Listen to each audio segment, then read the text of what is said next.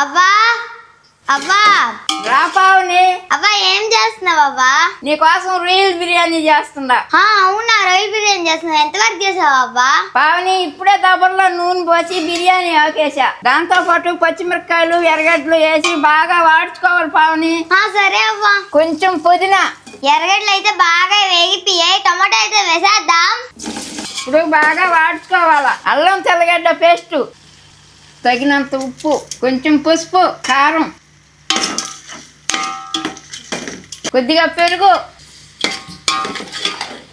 ఆవుగిచ్చి పెట్టుకున్న రొయ్యలు వేసేద్దాం. ఈ గిన్నె నిండా బియ్యం తీసుకున్నా, ఈ గిన్నెతో 2 గిన్నెలు నీళ్లు పోస్తుందా.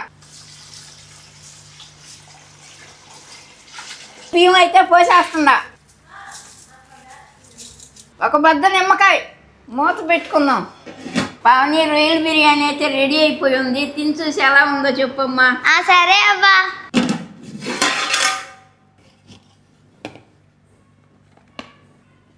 అవ్వా బిర్యానీలోకి పెరుగు పులుసు నాకు ఇష్టం అవ్వా.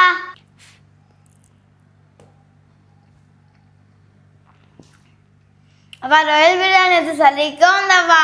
మీరు లైక్ చేసుకోండి, సబ్స్క్రైబ్ చేసి.